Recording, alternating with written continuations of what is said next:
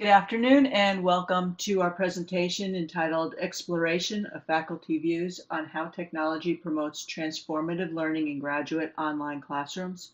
This presentation is being brought to you by Dr. Elisabeth Weinbaum and Helen Schleckser. This is Helen Schleckser speaking on behalf of our team. We work as a team under the University of Phoenix School of Advanced Studies Center for Educational Instructional Technology Research. The mission of the center is very specific to this audience, which is professional development as well as positive contributions to higher education. Today, we'll share some background information related to our upcoming research project, which is currently under the IRB review. The purpose of our proposed study is to capture views of faculty as to the effectiveness of technology-embedded classroom platforms. More specifically, it's what is the perceived role of learning management systems and their components in being active, transformative, and online doctoral learning experiences. The research question that's driving all of our research is what technology-enhanced practices do you use in your classrooms that you feel contribute to transformative learning? Just pause for a minute. Allow people to think about this. Everyone here works in an online environment, and we'd like you to think about what technology-enhanced practices you actually use.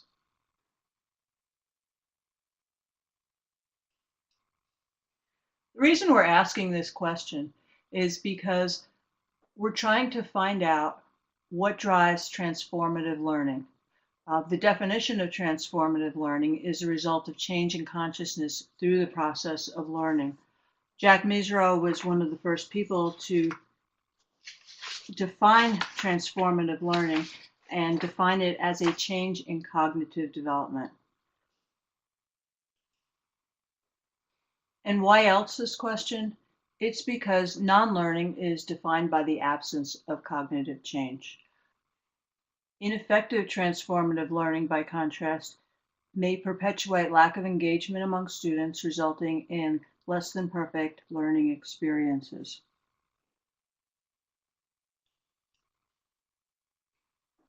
We're asking this question mainly because we're looking to, in an online environment, our learning objectives are intended to contribute to meaningful learning and effective transformative learning. Meaningful learning is defined as a substantial change in actual knowledge, and effective transformative learning may have an impact on student retention and completion rates. The literature provides several frameworks for evaluation of learning, effective learning, transformative learning, and examinations on the quality of student learning in higher education, which is, of course, the target of our proposed research. Also, transformative learning may bridge the gap between human capacity and technology. Hence our focus on what components in your learning management systems may contribute to transformative learning. While we know that technology-enhanced learning in higher education has the potential to support transformational learning, we don't understand exactly how this can be achieved, and hence what is actually needed.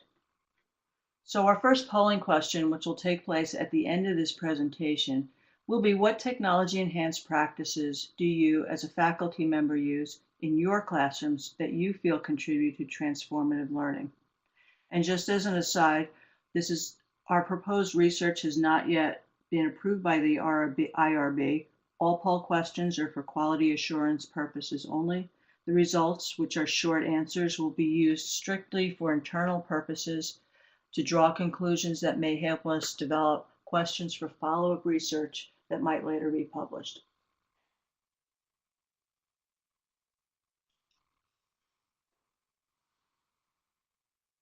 Every research question begins with a foundation of theory, and the foundation of our theory is based on Feuerstein's theory. Reuven Feuerstein was an Israeli clinical, developmental, and cognitive psychologist. Most importantly, he was known for his theory of intelligence, which states it is not fixed, but rather modifiable. This is a very important theory to education today, because basically what it says is that the brain is flexible, that learning does not stop. Reuben Feuerstein worked with many different types of individuals with miraculous results, results that occurred with not only physically disadvantaged people, physically disabled people, but also gifted students and students of various backgrounds. Among contemporary theories of intelligence and of intellectual modifiability, Feuerstein is unique in the readiness with which it can be used and applied in all different kinds of practice.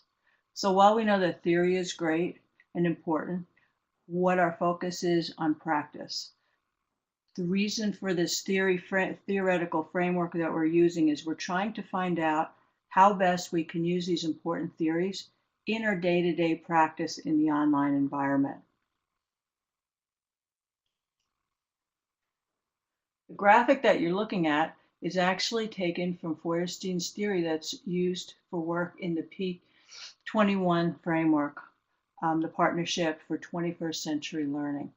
There are various criteria of the mediated learning experience, ranging from competencies and feelings of belonging to goal seeking, planning, challenges, and individual and psychological differentiation. The basis of this theory is that it applies to everyone, regardless of their level of intelligence, their level of education, and where they are. What we don't know is how best we can use these theories in today's practice. If we had to summarize mediated learning experiences, we could summarize them into a few bullet points. It's characterized by an interaction between the mediator and the learner. It's founded on the assumption that individuals learn either through direct exposure to stimuli or mediated learning experiences. Also, mediated learning experience represents a quality of interaction between the individual and his or her environment. So when we talk about that, we think of the teacher in the online environment and the quality of that mediation. MLE is a crucial ingredient that determines differential cognitive development and ensures structural cognitive modifiability, or the flexibility of the brain. The theoretical framework has been expanded over time. It ranges from Vygotsky, who developed mediation as a way to assist learners in developing cognitive processes, to Feuerstein, who extended this work to broad cultural settings. And you'll see Feuerstein's influence in countries throughout the world, and you'll also see them in different areas of the United States. For instance, the Detroit public school system has a very large set of work around Feuerstein's theories. It also considers what can be done to help people overcome common impediments to learning, regardless of their background, their experience, or their environments. Later, it was Sternberg who expanded it further, who calls for students to learn how to think wisely, how to become lifelong learners.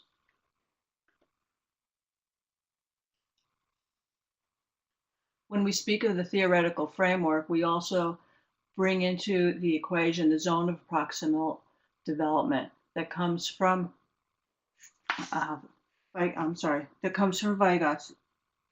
Vygotsky, and it's defined very loosely as the snapshot of where the learner is to their potential.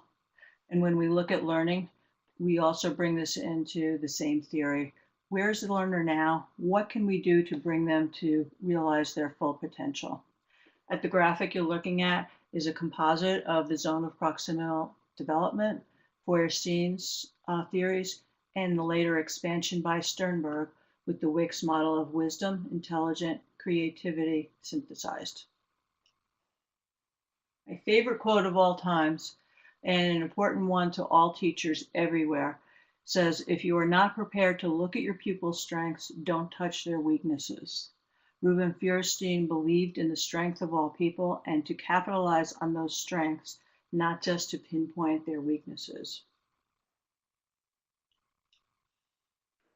So while we defend the importance of intellectual virtues and assure that institutions of higher education provide the means to successfully cultivate those virtues, we still don't know what to cultivate or how to cultivate it. Which brings us back to our question about how can we use technology that we see every day in our online environments to cultivate this transformation. A second question in our polling, which will take place at the end of this presentation, are now that you've heard a little bit about the structural theories behind this question, what are your thoughts on the role of mediation enhanced learning theories? I'm going to leave that up there for just a minute so you can think about it, and we'll return to a poll at the end of the presentation.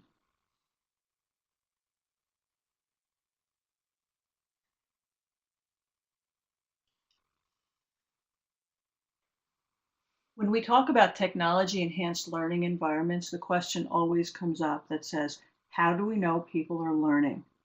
We always talk about words like formative assessment and why formative assessment makes better teachers. Formative assessment is important because it's done as the students are learning. It's not happening after the fact. It's done as a dynamic activity, and it gives teachers feedback that impacts how they're teaching at the moment. It's instant, it's active, it's dynamic, but it also gives students the opportunity to continue to improve throughout the learning process. Many of us know from online distance learning environments that the classes go by very quickly. There's not a lot of time in between assessments and feedback to give the learner the opportunities to get better at what they're doing. Formative assessment makes it easier, and you'll see many instances of formative assessment in the online environment. One suggestion is that the conversion of technology with pedagogical development is a key driver of innovation in education, especially higher education. But again, our question is how. We also talk about so-called next generation e-learning environments, where the greatest potential of technology in higher education is the ability to elevate the learning experience. But again, the learning experience is not in isolation. It's an adaptive system, and it includes student and faculty as key stakeholders. It also happens in conjunction with students learning from other students. So when we think about next generation e-learning and their environments, many times we think about social interaction, the social media components within the e-learning systems, and some of the feedback mechanisms that are built into the discussion forums. Technology enhanced learning environments for academic organizations, specifically institutions of higher education, rely on the learning management system. Most people are very familiar with these learning management systems, and they come by all different names, whether it's Blackboard or Angel Fire or CDC or any number of proprietary systems. But regardless of what it's labeled and what it consists of, it is considered a mission critical priority for both operational and learning objectives in most institutions of higher learning. The platforms may serve the student directly, and that's how most people see it, but there are also so many opportunities to connect the student to faculties in new ways, which of course bridge the gap between theory and practice.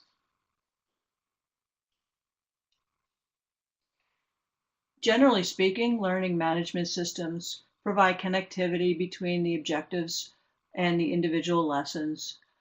They incorporate the lessons into a standardized curriculum. They collect student performance data. They assess competency. They include collaboration tools such as online chats. Some organizations offer social media potential. Some organizations also offer mobile learning platforms in addition to the learning management system. And there's also multimedia support. A third question for your consideration, as you think about your learning management systems, what do you use and what are your thoughts on how best to use these components within your learning management systems? I'm going to pause for a moment to give people the opportunity to think about this question.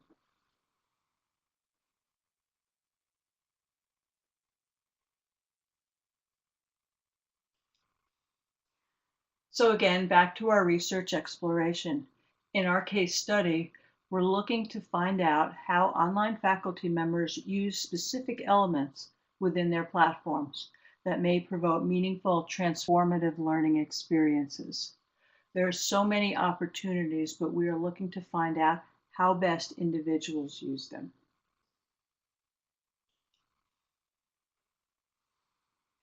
We're building our research based on an interpretation of transformative learning, which includes, by definition, the centrality of the experience, critical reflection, rational discourse, and articulation of depth and meaning.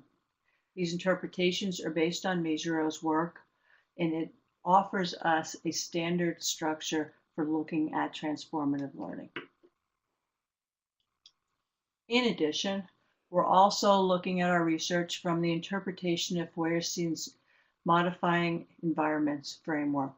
That includes equal opportunity and access, which is really important today in higher education, conditions of positive stress, planned and controlled encounters with the learning tasks, and individualized instruction and mediation. And as you're looking at these, some common words might come up, such as differentiated learning, problem-based learning, some of these things that are buzzwords in our industry today, but we'd like you to think about these as you consider your polling questions.